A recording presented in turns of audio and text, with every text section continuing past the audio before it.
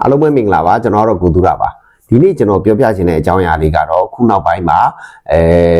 ကွန်ပျူတာသမားတွေဒီရုံးလုပ်ရတဲ့သူတွေမှာအဖြစ်များတဲ့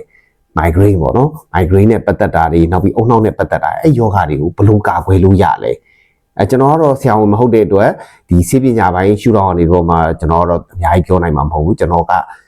အမခံဖြစ်တဲ့အတွက် financial ဘိုင်းဆိုင်ရာနေပြီးတော့မှ financially protection ဘယ်လိုလုပ်လဲဘာဖြစ်လို့ဆိုတော့ကျွန်တော် client တယောက်ကခေါင်းကိုက်တယ်ကျွန်တော်လည်းကိုယ်တိုင်ခံစားခဲ့ရဘူးလေအဲ့လိုခံစားခဲ့ရတဲ့အချိန်မှာဒီခေါင်းကိုက်တာကိုယောဂရှာဖွေရတယ်ကုသရတယ်အဲ့နှစ်ဆင့်မှာကျွန်တော်ကတော့ရှာဖွေပြီးကုသတဲ့အပိုင်းမှာနေကျွန်တော်ပြီးသွားပါတယ်ကျွန်တော်ရဲ့ client ကတော့ရှာဖွေတယ်ကုသတယ်နောက်ပြီးတော့သူကကံမကောင်းစွာနဲ့ပဲဒီခွဲစိတ်ကုသမှုမှာမအောင်မြင်လိုက်ဘူးသူတက်ဆုံးရှုံးသွားတယ်ပေါ့ဆုံးရှုံးသွားတယ်ဆိုတဲ့အချိန်မှာအဲ့အချိန်မှာဘာတွေဖြစ်လာလဲဆိုတော့သူ့ရဲ့ခွဲစိတ်ကုသစိတ်တွေကသူ့မိသားစုကတခြားတနေရာနေပြီးမှယူပြီးတော့၎င်းဒါမှမဟုတ်သူရှာဖွေခဲ့တဲ့ပစ္စည်းဥစ္စာတွေအကုန်ပေါင်းနှံရောင်းချပြီးတော့ကုလိုက်ရတယ်။300လောက်ကုန်သွားတယ်။သူ့မှာကျန်းမာရေးအာမခံလည်းမရှိဘူး။အဲ့တော့ကံကောင်းတာတစ်ခုကသူဒီအသက်အာမခံထားတာတယ်။အဲ့တော့အသက်အာမခံထားတာဖြစ်တဲ့အသက်အာမခံ3000 2000အဲ့လိုမျိုးထားခဲ့တယ်။အဲ့ထားခဲ့တဲ့ပတ်စံကြီးကဒီမိသားစုတို့ဆက်ပြီးအထောက်ပံ့ဖြစ်သွားတယ်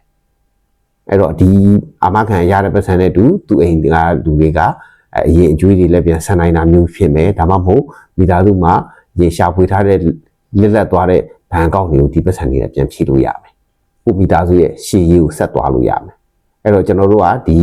အုံနောက်ယောဂါကိုကာကွယ်မယ်ဆိုရင်တော့ဒါအနေထိုင်ဆင်ကျင်တာလည်းတစ်ပိုင်းပထမတစ်ခုကတော့ကျမကြီးအာမခံထားပါကျမကြီးအာမခံဒါခေါင်းစဉ်အောက်ကနေကျွန်တော်တို့ခွဲစိတ်လို့ရတယ်နောက်တစ်ခုကတော့ critical illness CI ဆိုရင်ဒါခွဲစိတ်ပြီး9ရက်တော့အသက်ရှင်ရမယ်ဒီ critical illness အောက်ကနေလေဒီအုံနောက်ထဲအကျိတ်ကိုအကာအကွယ်ပေးပါတယ်အုံနောက်ပိုင်းဆိုင်ရာခွဲစိတ်မှုတွေမှာအကာအကွယ်ပေးတယ်နောက်ဆုံးတစ်ခုကတော့အသက်အာမခံမဖြစ်မနေထားပါအားလုံးထဲမှာအရေးကြီးဆုံးကအသက်အာမခံမှာခဏပြောပါတယ်ဘဝမှာအရေးကြီးဆုံးကအသက်အာမခံကိုမိသားစုအတွက်ကိုရှာထားဖွေထားတာတွေမထိခိုက်ဖို့ကိုယ့်ရဲ့အသက်အာမခံရှိထားမှဒါကိုမိသားစုဘဝအများကြီးအထောက်ပံ့ဖြစ်မှာဖြစ်ပါတယ်အခုဆိုလဲဒါကျွန်တော်မျက်စိရှိမှာမျက်မြင်တွေ့ရတာဒါ2ယောက်ရှိပါပြီ2ယောက်ဆိုရင်ဒါသူတို့ရဲ့အသက်အာမခံအကြောင်းသာသူတို့မိသားစုဘဝတွေမရင်းရိုင်မင်းနဲ့ဆက်ပြီးတော့မှတည်ခန့်နိုင်တာဖြစ်ပါတယ်အဲ့တော့အသက်အာမခံထားပါအဲ့တော့အဲ့အာမခံ3မျိုးကိုနဲ့အဆင်ပြေကိုက်ညီမဲ့ plan တွေဖြစ်ဖို့အတွက်ကျွမ်းကျင်သူတွေနဲ့တိုင်ပင်ပြီးတော့အကြံဉာဏ်တွေရယူပါလို့ကျွန်တော်အကြံပေးချင်ပါတယ်အားလုံးကိုကျေးဇူးတင်ပါတယ်ခင်ဗျာ